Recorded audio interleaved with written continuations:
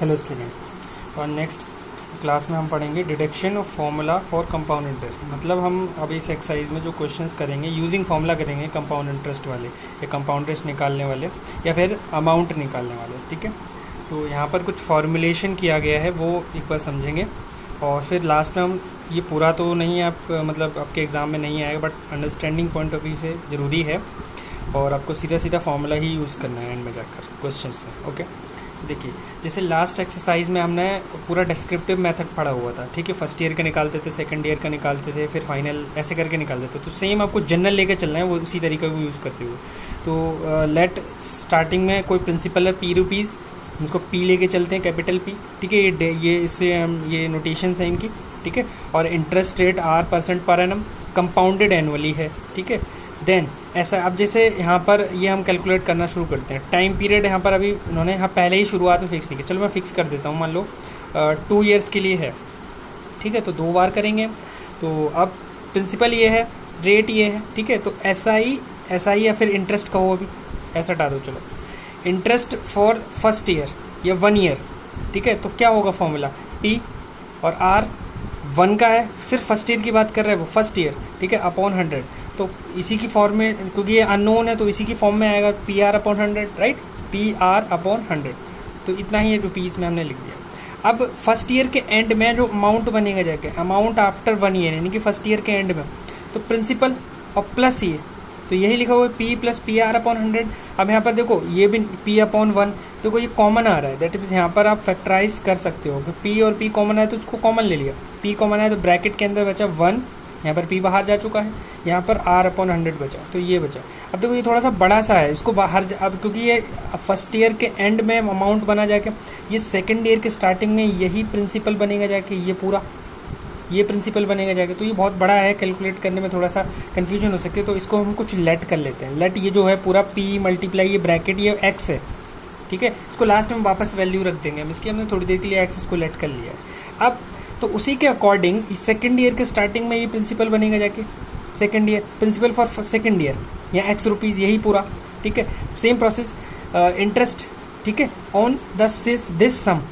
ठीक है, for second year का इंटरेस्ट निकालेंगे तो वही चीज़ प्रिंसिपल जो कि ये है X रुपीज़, R रेट % है, मल्टीप्लाई 1 इनकी 1 ईयर के लिए है, सिर्फ दूसरे साल की बात करें तो सॉल्व करेंगे तो XR अपॉन 100 आएगा। ठीक है, तो अब ये आया इंटरेस्ट। अब at the end of second year amount क्या बनेगा जाके, ये प्रिंसिपल और प्लस ये इंटरेस्ट, तो X प्लस XR अपॉन 100। तो यहाँ पर भी देखो X अपॉन 1, X कॉमन आ रहा है तो X कॉमन ले लिया, तो ये बचा X ब्रैकेट में 1 प्लस R अपॉन 100। अब देखो ये X की वैल्यू अगर हम वापस इसकी पुट बैक रखें यहाँ पर P bracket 1 plus R upon 100 और ये ब्रैकेट में 1 प्लस R अपॉन 100 आ जाएगा। तो देखो ये सेम टू सेम आ गया। अब कोई अगर ऐसा कुछ लिखा हुआ है, मान लो P मल्टीप्लाई 2 मल्टीप्लाई 2, तो क्यों ना हम इसको ऐसे लिख दें P मल्टीप्लाई 2 पावर 2, तो वैसे ही इस पूरे ब्रैकेट की पावर 2। ये देखो ध्यान से देखो, अमाउंट आफ्टर 2 ईयर आया तो क्या आया, P ब्रैकेट में इसकी whole power 2, 1 plus R upon 100 2। तो ऐसे ही थर्ड ईयर के लिए निकालेंगे। ठीक है, ऐसे करते करते तो थर्ड ईयर के एंड में जो जाएगा P ब्रैकेट में 1 प्लस R अपॉन यहाँ पर 3 आ जाएगा। ठीक है, ऐसे ही 4 ईयर के लिए निकालेंगे। 4 ईयर के एंड में जो अमाउंट बनेगा जाके वो ये बनेगा यहाँ पावर 4।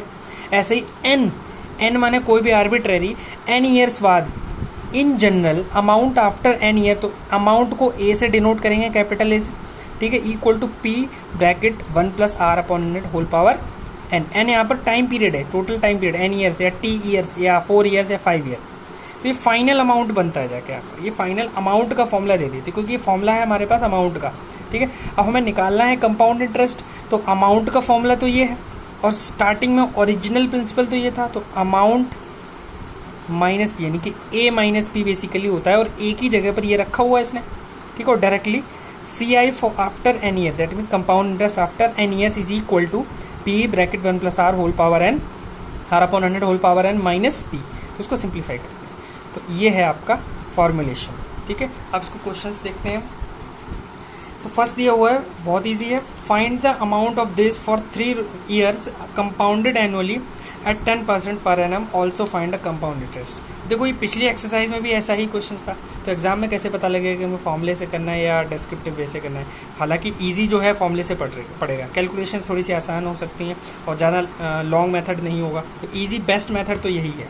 ठीक है, अगर वो उसको डिस्क्रिप्शन से कराना होगा लॉन्ग मेथड से, तो आपको वो मेंशन करेगा क्वेश्चन में विदाउट यूजिंग फॉर्मूला। ठीक है, ये कहेगा। ठीक है, बाकी शॉर्ट तो यही है, और कुछ भी मेंशन नहीं है तो आपकी मर्जी है, आप किसी भी मेथड से करो, इससे करो या पिछली एक्सरसाइज के मेथड से करो, क्वेश्चंस पे ही। Okay, find amount for this for 3 year. तो यहाँ पर 3 ईयर्स के लिए बोला, कंपाउंडेड एनुअली है तो हमें पता लगे कंपाउंड इंटरेस्ट की बात की जा रही है, और 10% रेट परसेंट है। ऑल्सो फाइंड अ CI कंपाउंड इंटरेस्ट। अमाउंट निकालना यानी कि 3 ईयर के एंड में जो अमाउंट बनेगा जाके, यानी कि जो हमें वापस मिलेगा जाके, तो बस हमें डिनोट करके जो हमने बताया हुआ था P और R वो लिखना है। तो P हमने ये लिख दिया, ठीक है, 12,000, R 10% पर एनम। ठीक है, इसको आप स्मॉल r से भी डिनोट कर सकते हैं, बुक में उन्होंने कैपिटल R लिखा हुआ है, नो प्रॉब्लम। और n यहाँ पर 3 ईयर्स ले, अब n की जगह t ले सकते हो क्योंकि सिंपल इंटरेस्ट में मैं t ले रहा था उसको वहाँ पर, तो n की वैल्यू 3 ईयर्स लिया हुआ। अब यूजिंग फॉर्मूला, अमाउंट का फॉर्मूला है हमारे पास, डायरेक्ट CI का नहीं है, तो amount equal to P bracket 1 + R upon n whole power n। तो सारे वैल्यूज रखेंगे यहाँ पर और सॉल्व करेंगे। ठीक है, तो सारी वैल्यूज यहाँ पर सब्स्टिट्यूट की, तो 12,000 1 + 10 अपॉन 100 होल पावर 3। ठीक है, यहाँ पर उसने अंदर ही 0 कट रहा था, काट दिया। नहीं भी काटते तो आप अंदर एलसीएम ले सकते तो 110 अपॉन 100 आता एलसीएम, उन्होंने काट दिया। तो क्योंकि पावर 3 है इस पर, तो देखो ये जब सॉल्व करोगे तो इसका मतलब ये था। ठीक है, तो उसको 3 टाइम्स लिखा, 11/10 मल्टीप्लाई 11/10 मल्टीप्लाई 11/10। अब इसको सिंप्लीफाई कर दो आप, तो ये 3 0 ये कट जाएंगे, बाकी का मल्टीप्लाई करो तो ये आपका अमाउंट आ जाएगा आफ्टर 3 ईयर, क्योंकि टाइम पीरियड 3 का था। तो आफ्टर 3 ईयर फाइनल अमाउंट, मतलब ये जो फॉर्मूला होता है हमारे पास बिल्कुल फाइनल अमाउंट बताता है, जो भी आप टाइम पीरियड वहाँ पर यूज़ करोगे 3 ईयर्स बाद, तो 3 ईयर्स बाद का। ठीक है, अब हमें CI निकालना है, CI after 3 year final amount जो कि ये आ गया, और माइनस ओरिजिनल प्रिंसिपल जो क्वेश्चन में था P था, एक्चुअल में P जो था, तो माइनस करेंगे तो ये आपका CI आ जाएगा। सेम क्वेश्चन एग्जाम्पल 2 देखिए, find a compound interest on this for 2 years compounded annually on this rate annum. तो सेम क्वेश्चन है, आपको बस डेटा रखना है। R जो है मिक्स्ड में दिया है तो आपको 15/2 इम्प्रॉपर बना लेना है, एंड 2 ईयर्स आ गया।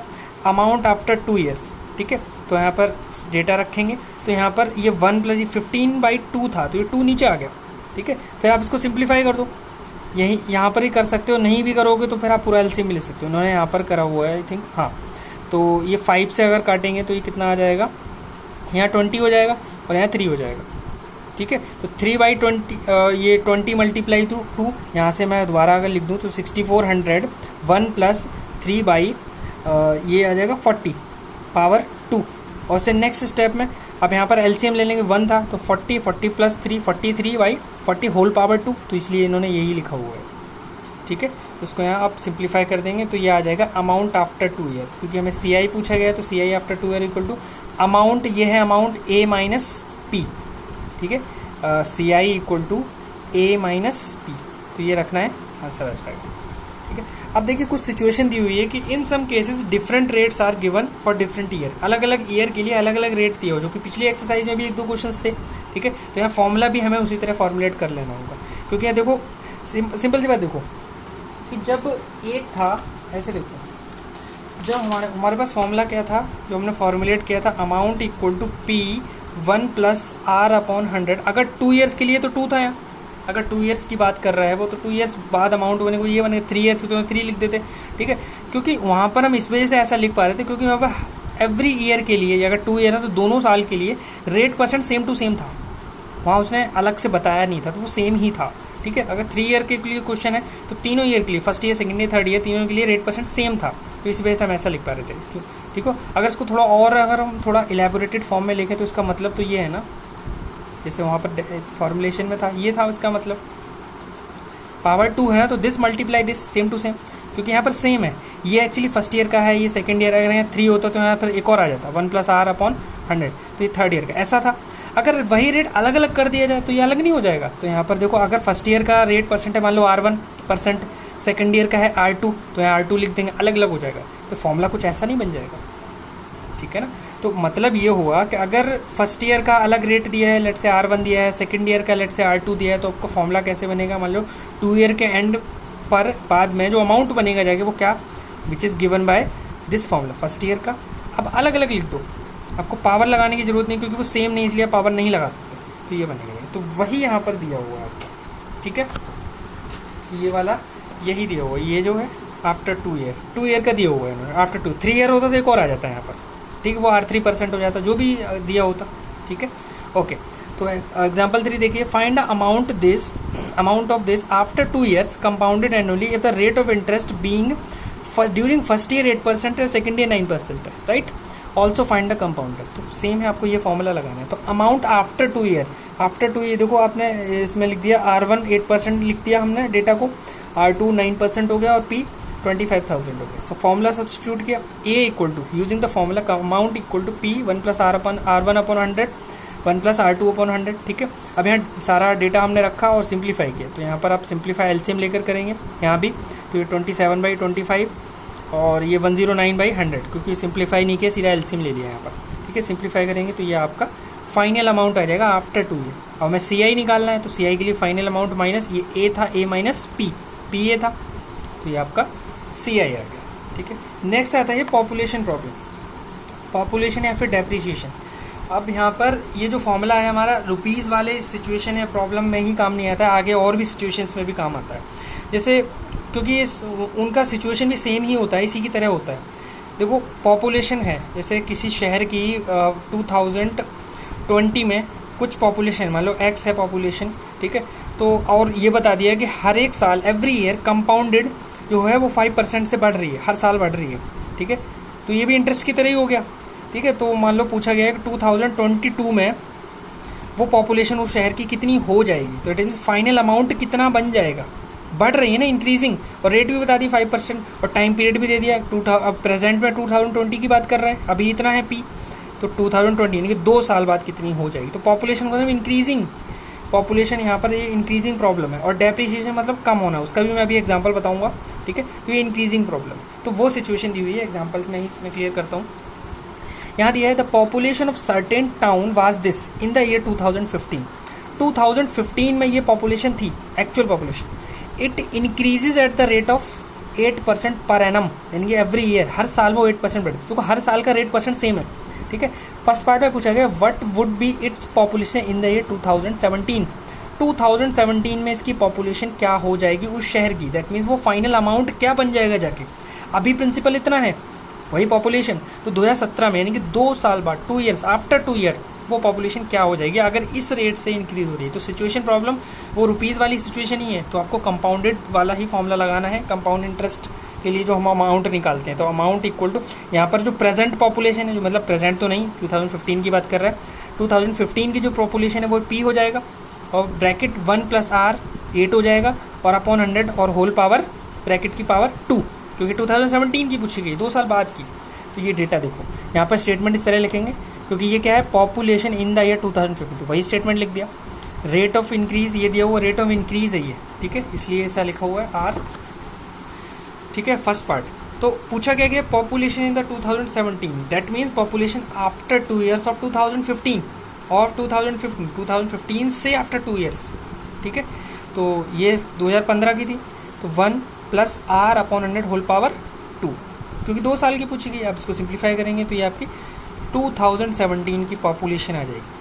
अगर क्वेश्चन थोड़ा बदल देता, मान लो ऐसा क्वेश्चन है दिया नहीं है आपकी एक्सरसाइज में भी, लेकिन मैं बता देता हूँ, अगर ऐसी सिचुएशन आती, इसी में वो एक और पार्ट ऐड करके पूछता कि मुझे बताइए कि 2015 से 2017 तक कितनी पॉपुलेशन इंक्रीज हो गई, मतलब इंक्रीज्ड पॉपुलेशन बताइए मुझे, ठीक है, कितनी पहले से और ज़्यादा हो गई। तो आपको डिफरेंस करना था, दैट मीन्स कंपाउंड इंटरेस्ट। तो आपको बस ये लिखना था, increased problem is equal to जो फाइनल अमाउंट आया है माइनस इनिशियल 2015 में जो था, मतलब दिस माइनस दिस, तो ये इंक्रीज्ड वाली पॉपुलेशन है। ऐसी भी क्वेश्चंस, ऐसा पार्ट्स पूछ सकते हैं, ठीक है। सेकंड पार्ट में पूछा गया है इसमें what was its population in the year 2013। देखो ध्यान से, अब जो रिवर्स में जा रहा है वो देखो कि पूछ रहा है कि 2013 में क्या पॉपुलेशन थी, अभी पास्ट में जा रहा है। तो सोचो जरा कि अभी पॉपुलेशन ही है, तो पास्ट में तो कम रही होगी ना, कम से ज़्यादा पर आ रहे हैं। 2013 से 2015 की हमें दी हुई है, 2013 की पूछी गई है। तो देखो 2013 में जो थी होगी बढ़ हर साल 8% से रही है, तो 2013 से 2014 पर आए होंगे तो 8% बढ़ी होगी। फिर उसके बाद 2014 में ही 8% और बढ़ी होगी, तो 2014 में जाकर ये बन गई होगी। तो सिचुएशन ये है। तो आपसे प्रीवियस पूछा गया है, तो उसने कर लिया लेट कर लिया।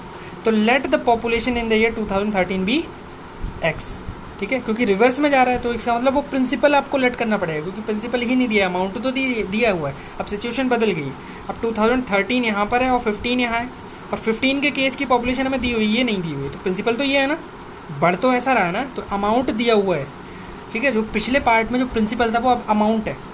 तो लेट द पॉपुलेशन एक्स, ये प्रिंसिपल, तो population is in 2015 is equal to X 1 + 8 whole power upon 100 whole power 2। तो आप इसको सिंप्लीफाई करेंगे और ये वैल्यू दी हुई है, ये देखो यहाँ पर ये डेटा इन्होंने रखा हुआ है, इसको सिंप्लीफाई करा तो ये एक्स की फॉर्म में आ गया, ठीक है। तो ये किसके इक्वल होगा, पॉपुलेशन इन 2015, और जो कि दी हुई है, क्वेश्चन में ही दी हुई है, तो ये इसके इक्वल रखा और हमने फिर इसको यहाँ मल्टीप्लाई में लेकर गए और उसको डिवाइड में फिर हमने इसको सिंप्लीफाई किया। आप इसको यहाँ पर काट सकते हो, ये 7 to 9 है तो आई थिंक 9 से कटना चाहिए ये, तो आप इसको सिंप्लीफाई करेंगे, ठीक है। तो ये सिंप्लीफाई करके एक्स की वैल्यू आएगी, दैट मीन 2017 में इतनी पॉपुलेशन थी, कम थी, देखो दिख रहा है इससे, ओके। तो ये था आपका क्वेश्चन। एग्जाम्पल 5 देखेंगे। अब ये है डेप्रिसिएशन प्रॉब्लम। अब यहाँ डेप्रिसिएशन प्रॉब्लम का एग्जांपल मतलब मशीन, जैसे कोई भी नया प्रोडक्ट आप लेकर आते हो, कोई खासकर जो मशीन पार्ट है, मशीन या कोई व्हीकल हो सकता है, ऑटोमोबाइल, ठीक है।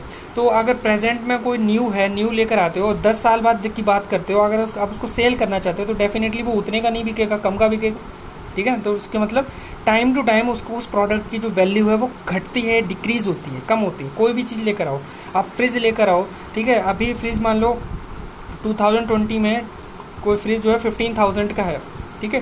तो वो 2025 में 15 का 1000 का नहीं होगा, बढ़ेगा नहीं घटेगा, उसकी कीमत हो सकता है 10,000 रह जाए, क्योंकि वो मतलब ये उसके जो पार्ट्स हो रहे हैं ना वो कंज्यूम हो रहे हैं, तो वो कुछ वेस्ट में जा रहा है, ठीक है, खर्च होता जा रहा है, ये समझिए कंज्यूम होता जा रहा है, ठीक है।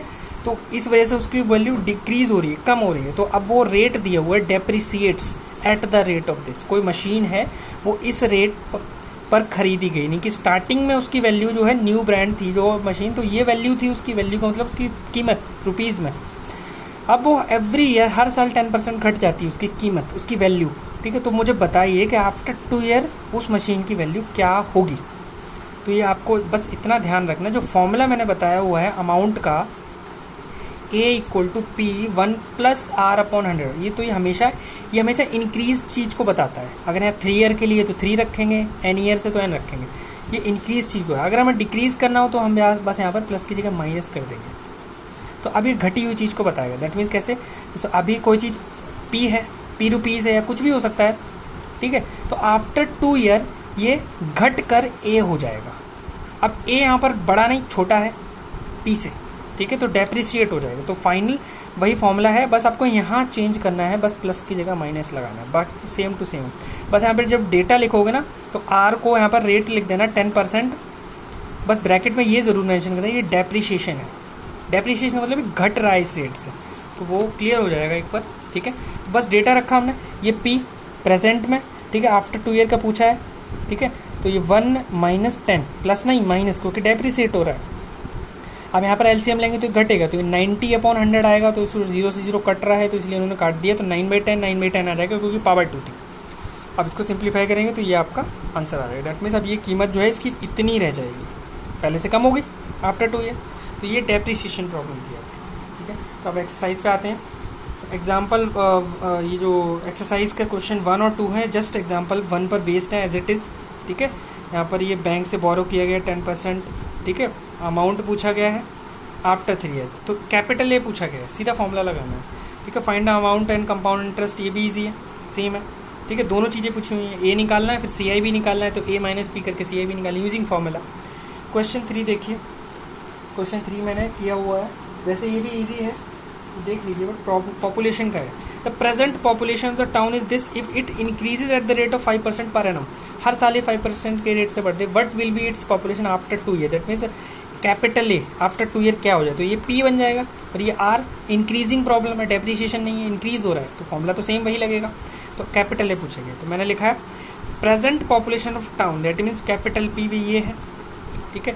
पॉपुलेशन आफ्टर 2 ईयर, सीधा फॉर्मूला लगाए P 1 + R/100 पावर 2, क्योंकि 2 ईयर्स के लिए पूछा है इसलिए मैंने 2 पहले से लगा दिया।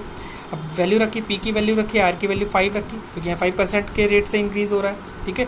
सॉल्व करेंगे, बस सिंप्लीफाई करेंगे तो 105 यहाँ पर एलसीएम लिया मैंने, और फिर ये 2 0 कैंसिल हो गए, और सिंप्लीफाई करके ये पॉपुलेशन आगे आफ्टर 2 है। इंक्रीजिंग है तो पहले से ज़्यादा ही आएगी, ठीक है। ये कम थी, ज़्यादा होगी, ठीक है। ये थर्ड क्वेश्चन था आपका। फिर नेक्स्ट आते हैं 4 जो क्वेश्चन है आपका एग्जाम्पल 3 पर बेस्ड है, ठीक है। इसमें जो during the first year, second year और इनफैक्ट थर्ड ईयर भी, तो थर्ड ईयर का मैंने भी बता दिया, तो आपको बस इस तरह 3 बार लिखना है, फर्स्ट ईयर का, सेकंड ईयर का, थर्ड ईयर, मल्टीप्लाई करके। एक साथ पावर 3 नहीं कर देना, क्योंकि सेम नहीं है, अलग अलग है, फर्स्ट ईयर का, सेकंड ईयर का, थर्ड ईयर का। तो कैपिटल आफ्टर 3 ईयर, आधा स्टेटमेंट तो उन्होंने हिंट में ही दे दिया है, ठीक है। तो ऐसे करके लिखना है R1, ये R2 और ये R3, ठीक है, 10%, और ये कैपिटल P। तो आपसे अमाउंट पूछा है, what will be his capital after 3 year, तो कैपिटल A पूछा हुआ है, तो capital amount that means A। 5 question क्या है देखो, a mango tree of height 125 centimetre was planted 3 year ago. 3 साल पहले वो लगाया गया था मैंगो ट्री, जिसकी हाइट जो है उस टाइम इतनी थी, 125 सेंटीमीटर थी। It increases at the rate of 20% per annum. हर साल उसकी जो हाइट है 20% इंक्रीज होती है। What is it's present height, तो प्रेजेंट हाइट बताइए, तो ये 3 साल पहले की बोला हुआ है, तो आपको स्टेटमेंट ऐसे लिखना है, tree height of tree 3 years ago, यानी कि प्रेजेंट से 3 year ago is equal to this. तो ये कैपिटल P हो गया, कंफ्यूज नहीं होना है, तो आपको ये प्रेजेंटली दिया हुआ है, ठीक है। 3 ईयर्स एगो की बात करें, जैसे 3 ईयर्स एगो, और आप प्रेजेंट में यहाँ पर बैठे हुए हो, ठीक है। तो 3 ईयर्स एगो, और बाद में ये इंक्रीजिंग प्रॉब्लम है, बढ़ रही है, तो यहाँ पर अमाउंट है, ये P है, ये A है, ठीक है। इस तरह समझिए। तो आपको स्टेटमेंट लिखना है, ये हो जाएगा। फिर आपको फॉर्मूला लगाना है कि it's present height is equal to P, यानी कि ये 125 ब्रैकेट 1 + 20/100 होल पावर कितना 3 की बात कर रहे हैं ना। 3 साल पहले से प्रेजेंट में आने में कितना टाइम पीरियड हो गया, 3, यहाँ पर पावर 3। सिंप्लीफाई करेंगे, आंसर आ जाएगा, ठीक है। क्वेश्चन 6 देखेंगे। 6 मैंने क्या हुआ है, देखिए 6 में दिया हुआ है कि 2 years ago the population of a town was this. 2 साल पहले टाउन की population he, during the first year it is increase at the rate of this, and the second year 6% से इंक्रीज हो रही है।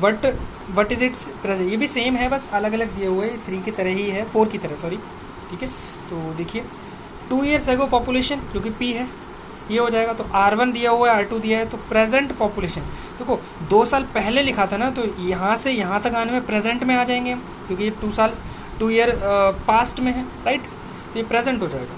तो P 1 + R1/100, 1 + R2/100 अलग अलग लिखेंगे, क्योंकि रेट अलग अलग है, ठीक है। अब यहाँ पर वैल्यूज सब्स्टिट्यूट करेंगे, तो ये 5/100 और ये 6/100 पूरा सॉल्व करेंगे, तो ये आपका फाइनल आंसर आ जाएगा, ठीक है। तो ये आपकी प्रेजेंट पॉपुलेशन जो कि इंक्रीजिंग है, तो पहले से ज़्यादा आ रही है, ठीक है। Question 7, Mahesh borrowed 16,000 at this per annum simple interest. अब देखो यहाँ पर 2 चीज़ें हैं, सिंपल इंटरेस्ट बोरो कर रहा है, ठीक है। ऑन द सेम डे, उसी दिन ही lent it to Gagan at the same rate but compounded नहीं। यहाँ 2 सिचुएशन है, महेश ने किसी और पर्सन से उधार लिए पैसे, सिंपल इंटरेस्ट से लिए, ठीक है, मतलब जो इसको रिटर्न करेगा तो सिंपल इंटरेस्ट देगा, इंटरेस्ट जो देगा, बट यही पैसा इसने उधार कहीं और से लिया और गगन को दे दिया, इसने दे दिया गगन को, बट इसने इसको गगन को किस रेट से दिया, कंपाउंडेड एनुअली, मतलब कंपाउंड इंटरेस्ट पर के बेसिस पर दिया हुआ। तो देखो उसको फ़ायदा होने वाला है, क्योंकि वहाँ से जो कलेक्ट करेगा गगन से, वो कंपाउंड इंटरेस्ट कलेक्ट करेगा, जो कि डेफिनेटली ज़्यादा निकलेगा, और वहाँ पर ये देगा उधर वापस रिटर्न महेश, तो उधर सिंपल इंटरेस्ट देगा, तो सिंपल इंटरेस्ट तो कम होता है, तो उसको गेन ही होने वाला है। तो पूछा है कि 2 साल के अंदर इसको कितना गेन होगा, बस आपको 2 केसेस लेकर चलने हैं और अलग अलग सॉल्व कर देने हैं। दोनों, यहाँ से CI निकाली और यहाँ से यहाँ से SI निकाली और यहाँ से CI निकाली, तो केसेस में आपको P दिया हुआ है, R ये दिया हुआ है 7.5, तो 15/2, ठीक है, और टाइम पीरियड 2 ईयर्स का दिया हुआ, तो मैं इसको T ले लिया, N ना लेकर T ले लिया, आप N लेंगे कोई प्रॉब्लम नहीं है। तो सिंपल इंटरेस्ट वही फॉर्मूला PRT/100 सॉल्व करेंगे तो 2400 इसका 2 ईयर का सिंपल इंटरेस्ट आ जाएगा। फिर आता है केस 2। केस 2 में हम बात करेंगे, देखो केस 1 में इसने कहीं और से लिया और वहाँ पर रिटर्न करेगा ये पैसा, ठीक है, और ये जो है गगन को दिया हुआ है, तो गगन जो है कितना अमाउंट रिटर्न लौटाएगा आफ्टर 2 ईयर्स, वो यहाँ पर कैलकुलेट कर रहे हैं। तो amount equal to P 1 + R/100 power T। तो यहाँ से अमाउंट पूरा सॉल्व वैल्यू रखा, देखो आर की जगह यहाँ पर 15/2, 2 नीचे आ जाएगा, 200 हो जाएगा ये, ठीक है। यहाँ पर ये एलसीएम लेंगे तो 215/100 हो जाएगा। तो यहाँ पर नेक्स्ट ये क्या हो जाएगा, देखो 16,000, ये पावर 2 था तो मैंने अलग अलग लिख दिया, सॉल्व करेंगे तो ये 18,490 आ जाएगा। ये आया अमाउंट, ना कि सिंपल कंपाउंड इंटरेस्ट। तो final amount minus original principal, क्योंकि 16,000 था, तो यहाँ पर सब्ट्रैक्ट करेंगे तो 2490 CI आ जाएगा। तो देखो CI तो इसने कलेक्ट किया और उधर 24 उसने सिंपल इंटरेस्ट दिया किसी और को, तो गेन हुआ ना, ये ज़्यादा निकला, तो CI माइनस SI, तो टोटल 90 रुपीज़ का उसको गेन हो गया, ठीक है। क्वेश्चन 9 देखेंगे, जैसे 8 सेम है, 8 में हिंट दे देता हूँ। अ machine is purchased for this, it's value depreciates eight the rate of 8% per annum. ये एग्जांपल 5 की तरह एग्जैक्टली, ठीक है। डेप्रिशिएट हो रही है तो आपको R लिख देना 8% और ब्रैकेट में लिख देना डेप्रिशिएशन।